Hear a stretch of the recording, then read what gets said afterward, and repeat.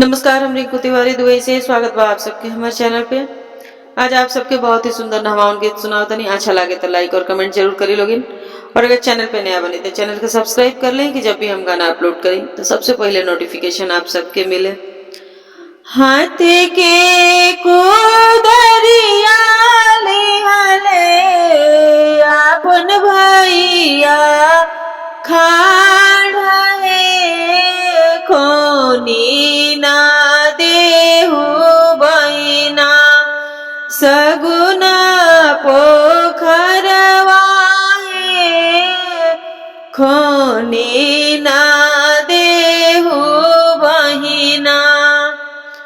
हाथ के कुदरिया लिहले आपन भैया खाड़ा है खोनी ना देहु बहिना सगुना पोखरवा है खोनी ना देहु दीदी।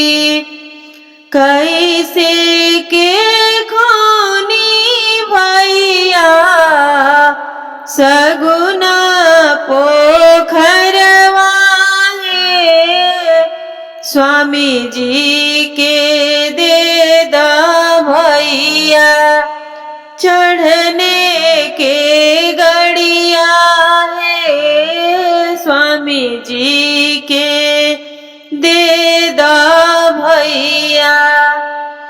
कैसे के खोनी भैया सगुनी पोखरवा है स्वामी जी के दे दा भैया। गलवा के चैन है स्वामी जी के दे दा भैया।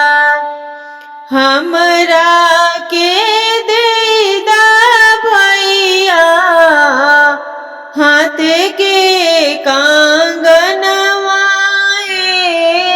तबे हम को नबी भैया सगुना पोखरवा है तबे हम खोन भी भैया। हमरा के दे दा भैया गलवा के हार है तबे हम खोन भी भैया सगुना पोखरवा है तबे हम खोन भी भैया। हाथ के कुदरिया लिहले आपन भैया खाड़ा है खोनी ना देहु बहिना सगुनी पोखरवा है खोनी ना देहु बहिना सगुनी पोखरवा है खोनी ना दे